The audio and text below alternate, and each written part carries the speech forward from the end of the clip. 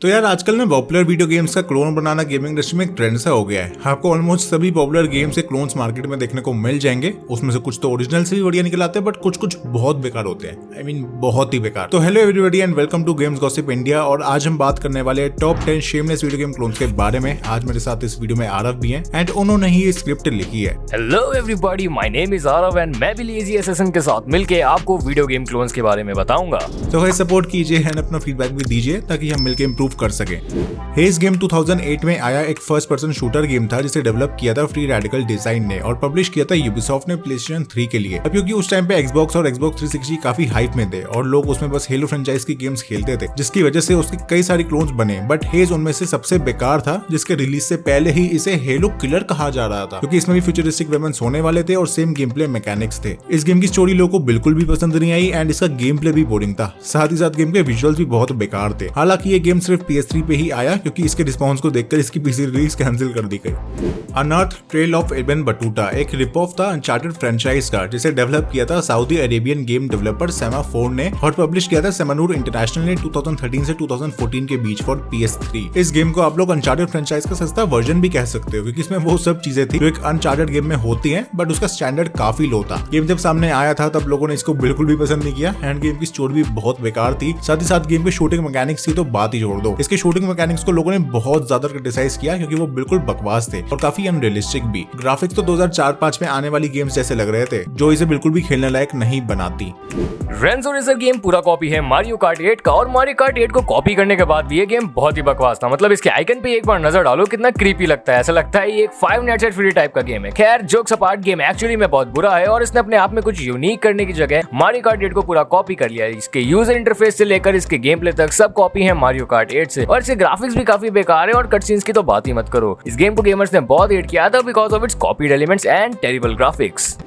रोग warrior basically call of duty franchise के games का रिप ऑफ वर्जन है और आज तक जितने भी COD फ्रेंचाइज के क्लोन्स बने हैं ना, उनमें से सबसे बेकार। इसे पब्लिश किया था बेथेस्डा सॉफ्टवेयर्स ने इन 2009। जब ये गेम लोगों ने खेला तो उन्हें पूरा COD का कॉपीड लगा और ऊपर से इसमें बग्स भी बहुत सारे थे। इसका गेम प्ले भी डेड था और मैकेनिक्स की तो बात ही मत करो। गेम के ग्राफिक्स अच्छे होने के बाद भी ये गेमर्स में अपनी जगह नहीं बना पाया। आप लोगों ने इस गेम को खेला या नहीं, मुझे कमेंट सेक्शन में जरूर बताना।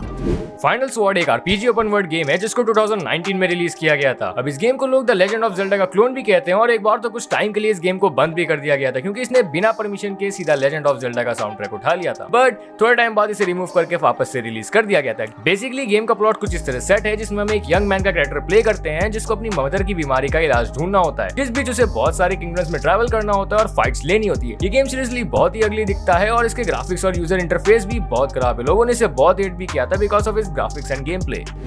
फाइनल कॉम्बैट एक डायरेक्ट रिप ऑफ था टीम फोर्ट्रेस का। मतलब अगर आपने टीम फोर्ट्रेस खेला है तो जब आप इस गेम को खेलोगे ना तो आपको लगेगा ही नहीं कि आप कोई और गेम खेल रहे हो। ऐसा लगेगा कि आप टीम फोर्ट्रेस ही खेल रहे हो with some new characters, but वो पूरी तरह से बेस्ड है on the original Team Fortress 2 characters. Game को जुनी गेम्स ने डेवलप किया था जो एक चाइनीज कंपनी है और रिलीज करा था माइक्रोसॉफ्ट विंडोज के लिए दिसंबर 2011 में। ऑल्दो इस गेम के ग्राफिक्स अच्छे थे, बट वही बात आ जाती है ना कि गेम टीम फोर्ट्रेस का बहुत बुरी तरह कॉपी किया गया वर्जन था और लोगों ने इसे इसलिए बहुत ज्यादा क्रिटिसाइज किया।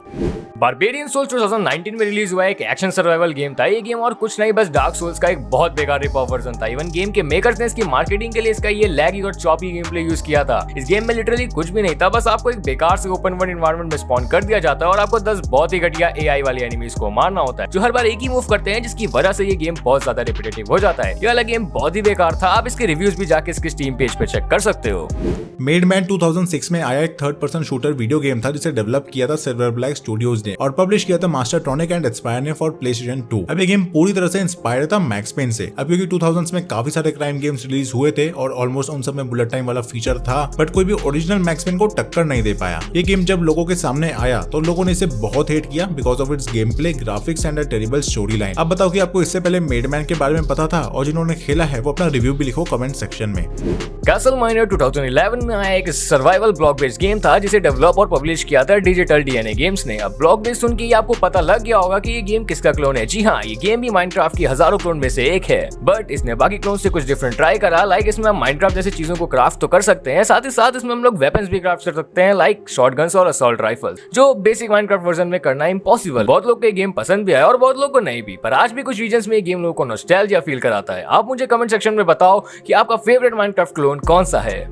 स्पाइडरमैन गेम्स के तो बहुत सारे क्लोन्स खेले होंगे अपने स्मार्टफोन्स पे, जिनमें से कुछ तो हमें सही में बचपन की याद दिला देते हैं, लाइक रोब हीरो फ्रेंचाइज। बट एक ऐसा गेम है जो कि अभी भी प्ले स्टोर पर है एंड स्पाइडरमैन गेम्स के क्लोन के नाम पे कलंक है। मैं बात कर रहा हूँ फ्लाइंग स्पाइडर हीरो गेम की। अब नाम सुन के आपको पता चल गया होगा कि गेम कैसा होगा। लिटरली इस गेम में हम लोग स्पाइडरमैन को फ्लाई करवा सकते हैं और व्हीकल्स डिस्ट्रॉय कर सकते हैं, मतलब कुछ भी चल रहा है गेम में। ये गेम स्पाइडरमैन गेम्स के क्लोन्स के नाम पे वर्स्ट है, बट इसको खेल के आपका टाइम पास जरूर हो जाएगा। तो गाइस ये थे वो top 10 shameless video game clones. अगर वीडियो अच्छी लगी है तो लाइक कर दो, साथ ही चैनल भी सब्सक्राइब कर दो, क्योंकि गेम गोसिप इंडिया पे आपको मिलता रहेगा ऐसी गेमिंग कंटेंट। बाकी नीचे कमेंट सेक्शन में लिखो कि वीडियो कैसी लग रही है और मैं और आरव क्या इंप्रूव कर सकते हैं, वो भी आप नीचे लिख सकते हो, अपना फीडबैक दे सकते हो। मिलते हैं हम आपसे अगली वीडियो में, तब तक के लिए टाटा बाय बाय।